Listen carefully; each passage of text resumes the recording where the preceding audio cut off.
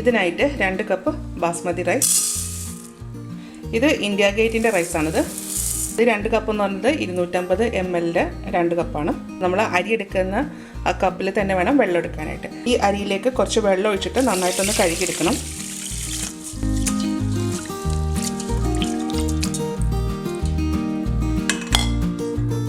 കഴുകിയതിന് ശേഷം ഇതുപോലെ വെള്ളം പോകാനായിട്ട് ഇങ്ങനെ ഒരു അരിപ്പ പാത്രത്തിൽ വെച്ചേക്കാം കേട്ടോ. ഇത് കുതിർത്തൊന്നും വെക്കേണ്ട, നമുക്ക് ഇപ്പം തന്നെ ഇത് ഉണ്ടാക്കാം. അരി വേവിക്കാനായിട്ട് ഒരു പാത്രം ചൂടാക്കിയതിന് ശേഷം ഇതിലേക്ക് 1 ടേബിൾ സ്പൂൺ നെയ്യ്, ഈ നെയ്യിലേക്ക് ഒരു മീഡിയം വലുപ്പത്തിലുള്ള കറുവപ്പട്ട, 4 ഏലക്ക, 5 ഗ്രാമ്പൂ, ഒരു ബേ ലീഫ്.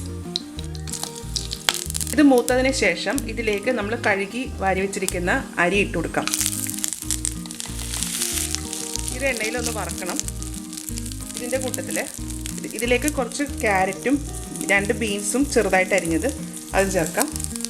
2 ടീസ്പൂൺ ഉണങ്ങിയ ഗ്രീൻ പീസ് കേട്ടോ, അത് വെള്ളത്തിൽ കുതിർത്തെടുത്താണ്, അത് ഇതിനകത്തേക്കിടാം. ഇനി ഇത് എല്ലാം കൂടെ ഈ നെയ്യിൽ ഒന്ന് വറുത്തെടുക്കണം. അപ്പോൾ നമുക്ക് ഇനിയും വെജിറ്റബിൾസ് ചേർക്കുന്നുണ്ട്. ഇതിപ്പോൾ റൈസിന് കുറച്ചും കൂടെ ഭംഗി കൂട്ടാൻ വേണ്ടിയിട്ടാണ് നമ്മൾ ഈ ക്യാരറ്റും കുറച്ച് ബീൻസും ഇതുപോലെ കുഞ്ഞായിട്ട് അരിഞ്ഞെടുത്തേക്കുന്നത്. പിന്നെ ഗ്രീൻ പീസ് എന്ന് പറഞ്ഞു കഴിഞ്ഞാൽ വേകാനായിട്ട് കുറച്ച് താമസമാണ്. അപ്പോൾ ഞാനിത് ഉണങ്ങിയ ഗ്രീൻ പീസല്ലേ ചേർത്തേക്കുന്നത്, അതുകൊണ്ടാണ് ഇതുപോലെ അരിക്കകത്തോട്ട് ചേർത്ത് കേട്ടോ. നമ്മൾ പച്ച ഗ്രീൻ പീസ് ആണെന്നുണ്ടെങ്കിൽ നമ്മളിനി മസാല ഉണ്ടാക്കുമ്പോൾ വെജിറ്റബിൾസ് ചേർക്കുന്നുണ്ടല്ലോ, അതിലേക്ക് ചേർത്ത് വെച്ചാൽ മതി.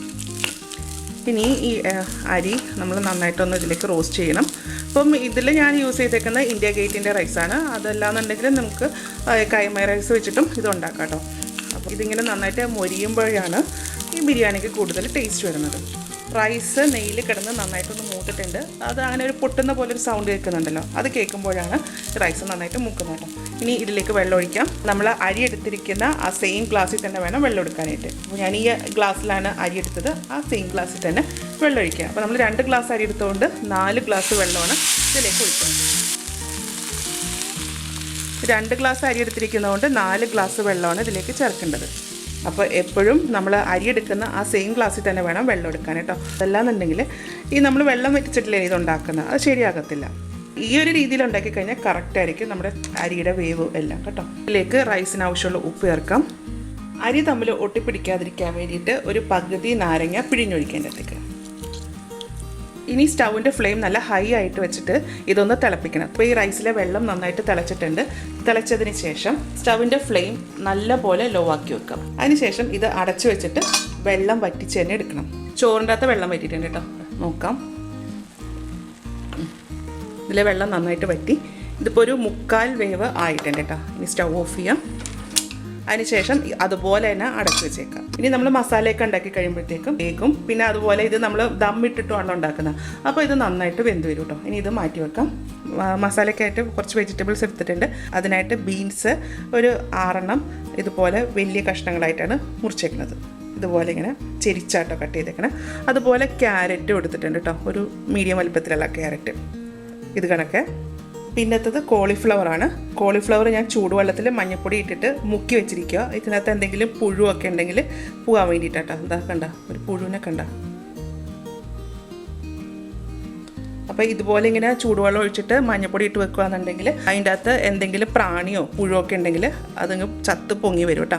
ഇതിപ്പോൾ ഞാനൊരു 10 മിനിറ്റ് നേരത്തേക്ക് ഇതുപോലെ മഞ്ഞൾ വെള്ളത്തിൽ ഇട്ട് വെച്ചിരുന്നതാണ്. ഇനി ഇതൊന്ന് കഴുകിയെടുക്കാം. കോളിഫ്ലവർ കഴുകിയതിന് ശേഷം ഇതുപോലെ ഇങ്ങനെ ചെറിയ കഷ്ണങ്ങളായിട്ട് മുറിച്ചെടുത്തിട്ടുണ്ട്. ഇനി ഇത് മാറ്റി വെക്കാം. 2 തക്കാളി, ഒരു വലിയ സവാള ഇതുപോലെ ചെറിയ കഷ്ണങ്ങളായിട്ടാണ് അരിയേണ്ടത്. ഇത് 15 വെളുത്തുള്ളി, ഒരു വലിയ കഷ്ണം ഇഞ്ചി, 5 പച്ചമുളക്. ഇത്രയും സാധനങ്ങൾ ഒന്ന് നന്നായിട്ട് ചതച്ചെടുക്കണം. ഇത് ചതച്ചെടുത്തിട്ടുണ്ട്. ഇനി വെജിറ്റബിൾ മസാല ഉണ്ടാക്കാൻ വേണ്ടിയിട്ട് ഒരു പാത്രം ചൂടാക്കിയിട്ടുണ്ട്. അതിലേക്ക് 4 ടേബിൾ സ്പൂൺ വെളിച്ചെണ്ണ ഒഴിച്ചു കൊടുക്കാം. അപ്പോൾ ഇതിന് വെളിച്ചെണ്ണയോ നെയ്യോ ഡാൽഡയോ അതൊക്കെ ഓരോരുത്തരുടെ ഇഷ്ടം. പക്ഷേ വെളിച്ചെണ്ണയാണ് കൂടുതലും ടേസ്റ്റ്. എണ്ണ ചൂടായതിനു ശേഷം ഒരു വലിയ കഷ്ണം കറുവപ്പട്ട, 3 ഏലക്ക, 4 ഗ്രാമ്പൂ, ഒരു ബേ ലീഫ്, സാജീരകം ഉണ്ടെന്നുണ്ടെങ്കിൽ സാജീരകം കൂടി ചേർക്കാം. ഇതിലേക്ക് ഇഞ്ചി വെളുത്തുള്ളി പച്ചമുളക് ചതച്ചത്. ഇതിൻ്റെ പച്ചമണം പോയി കഴിയുമ്പോൾ സവാള കുഞ്ഞിതായിട്ട് അരിഞ്ഞത്. ഇതൊന്ന് നന്നായിട്ട് വാടി വരണം. ഇപ്പോൾ ചേർത്തിരിക്കുന്ന സവാള ഒന്ന് സോഫ്റ്റ് ആയിട്ടുണ്ട്. ഇതിലേക്ക് ക്യാരറ്റും ബീൻസും ഇട്ട് കൊടുക്കാം. അത് എണ്ണയിലൊന്ന് മൂപ്പിച്ചെടുക്കണം. ഇതിലേക്ക് കോളിഫ്ലവർ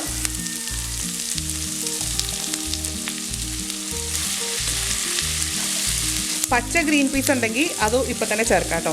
അപ്പോൾ ഞാൻ ഇട്ടിരിക്കുന്ന ഗ്രീൻ പീസ് ഉണങ്ങിയ ഗ്രീൻ പീസായിരുന്നു, അതുകൊണ്ടാണ് അത് വെള്ളത്തിലിട്ട് കുതിർത്തതിന് ശേഷം അരിയിലേക്ക് ചേർത്തത്. അപ്പോൾ ഇതുപോലെ ഇങ്ങനെ ഗ്രീൻ പീസ് ഇതിൻ്റെ അകത്ത് ചേർത്തിട്ട് വേവിക്കുകയാണെന്നുണ്ടെങ്കിൽ വേകാൻ കുറച്ച് താമസമായിരിക്കും. നമ്മൾ ചോറിൻ്റെ കൂടെ വേവിക്കുകയാണെന്നുണ്ടെങ്കിൽ ഗ്രീൻ പീസ് പെട്ടെന്ന് തന്നെ വെന്ത് വരും. ഈ വെജിറ്റബിൾസ് ഇങ്ങനെ ആക്കുന്നത് അതിൻ്റെ കളറ് മാറാതിരിക്കാൻ വേണ്ടിയിട്ടാണ്. സ്റ്റവിൻ്റെ ഫ്ലെയിം കുറച്ചതിന് ശേഷം ഇതിലേക്ക് പൊടികൾ ചേർക്കാം. 1/2 ടേബിൾ സ്പൂൺ മഞ്ഞൾപ്പൊടി, 1.5 ടേബിൾ സ്പൂൺ മല്ലിപ്പൊടി, 1/2 ടേബിൾ സ്പൂൺ മുളക് പൊടി.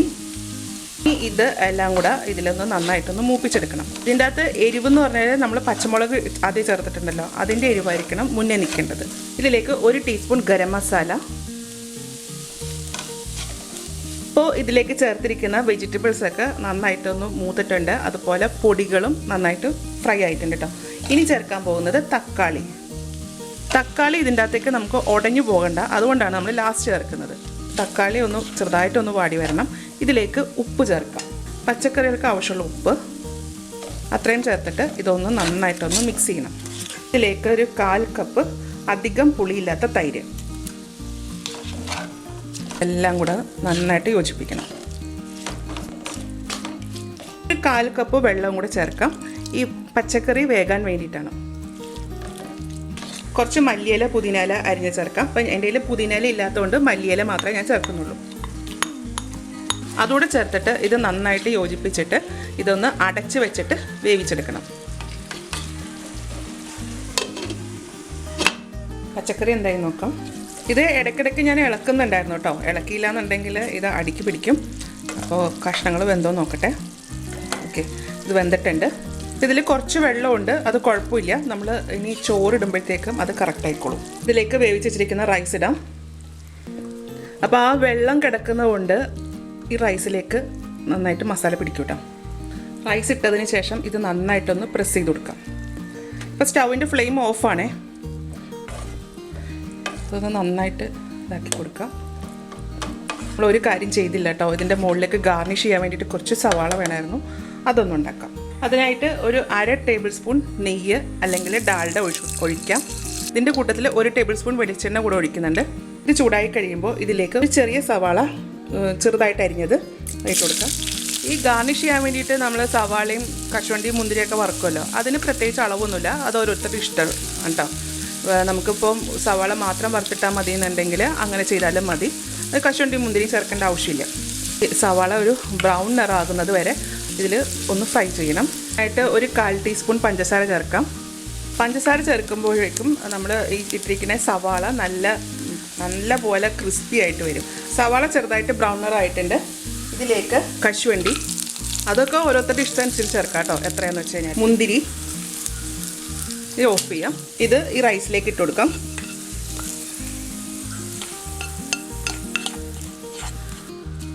ഇതിലേക്ക് ഇങ്ങനെ എല്ലാം കൂടെ ഒന്ന് സൈഡിലേക്ക് നിർത്താം. ഇതുണ്ട് നമ്മൾ പച്ചക്കറി ഇത് ഈ റൈസിൻ്റെ കൂടി ഇട്ടപ്പോഴത്തേക്ക് കാണാനൊരു നല്ല ഭംഗിയുണ്ട്. അതല്ലാന്നുണ്ടെങ്കിൽ റൈസ് തന്നെയായിട്ട് കിടക്കും. വെജിറ്റബിൾ ബിരിയാണി ആകുമ്പോൾ അങ്ങനെ വെജിറ്റബിൾസ് അങ്ങനെ ആ റൈസിൻ്റെ കൂട്ടത്തിൽ ഇടുവാണെങ്കിൽ നല്ല രസമായിരിക്കും കാണാനായിട്ട്. ഇതിലേക്ക് കുറച്ച് മല്ലിയിലയും പുതിനയിലയും. ഇനി ഇത് അടച്ചു വെച്ചിട്ട് ദമ്മിടാൻ വേണ്ടിയിട്ട് ഞാനിതുപോലെ ഒരു ദോശക്കല്ല് വെച്ചിട്ടുണ്ട്. ദോശക്കല്ല് ആദ്യം നന്നായിട്ട് ചൂടാക്കണം. നന്നായിട്ട് ചൂടായിട്ടുണ്ട് കേട്ടോ. അതിൻ്റെ മുകളിലേക്ക് ഈ ബിരിയാണി പാത്രം വെച്ചിട്ട് ഈ സ്റ്റൗവിൻ്റെ ഫ്ലെയിം നന്നായിട്ട് കുറയ്ക്കട്ടെ. അപ്പം നമ്മൾ ദോശക്കല്ല് നന്നായിട്ട് ചൂടായിട്ടിരിക്കുമല്ലേ. ഇനി ഇതിൽ ഒരു 20 മിനിറ്റ് നേരം ഇതുപോലെ ചെറിയ തീയിൽ വെച്ചിട്ട് ഒന്ന് ദമ്മാക്കണം. അപ്പോൾ തീയൊന്നും കൂട്ടാൻ പാടില്ല, എത്രയും ചെറുതാക്കാവോ അത്രയും ചെറിയ ഫ്ലെയിമിൽ വേണം ഇത് ഒരു 20 മിനിറ്റ് നേരത്തേക്ക് ഇങ്ങനെ വെച്ചേക്കാൻ കേട്ടോ. ഇപ്പോൾ ഒരു 20 മിനിറ്റ് കഴിഞ്ഞിട്ടുണ്ട് കേട്ടോ. സ്റ്റൗ ഓഫ് ചെയ്യാം. സ്റ്റൗ ഓഫ് ചെയ്തതിന് ശേഷം ഒരു 10 മിനിറ്റ് അല്ലെങ്കിൽ ഒരു 15 മിനിറ്റ് കഴിഞ്ഞിട്ട് ഇതിന് ഓപ്പൺ ആക്കിയാൽ മതി. ഇപ്പോൾ ഒരു 15 മിനിറ്റ് കഴിഞ്ഞിട്ടുണ്ട്, ഇത് ഓപ്പൺ ആക്കാം. റൈസൊക്കെ നന്നായിട്ട് വെന്തിട്ടുണ്ട്. ഇതാ നല്ല സോഫ്റ്റ് ആയിട്ടുണ്ട്, എന്നാൽ ഉടഞ്ഞു പോയിട്ടുമില്ല, അതുപോലെ നന്നായിട്ട് വെന്തിട്ടുണ്ട് കേട്ടോ. ഇനി ഇത് നമുക്ക് സെർവിങ് പ്ലേറ്റിലേക്ക് മാറ്റാം.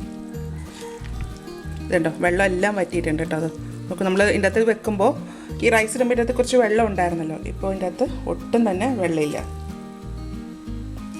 എല്ലാം ഈ ചോറ് വലിച്ചെടുത്തിട്ടുണ്ട് കേട്ടോ. അപ്പോൾ അതനുസരിച്ചിട്ട് ചോറ് നന്നായിട്ട് വേകുകയും ചെയ്തിട്ടുണ്ട് കേട്ടോ. ഇതൊരു സെർവിങ് ബൗളിലേക്ക് മാറ്റാം. അപ്പോൾ ഇതുപോലെ വെജിറ്റബിൾ ബിരിയാണി ഉണ്ടാക്കി നോക്കൂട്ടോ. ഉണ്ടാക്കി നോക്കിയിട്ട് ഇതിൻ്റെ അഭിപ്രായം എൻ്റെ കമൻറ്റ് ബോക്സിൽ.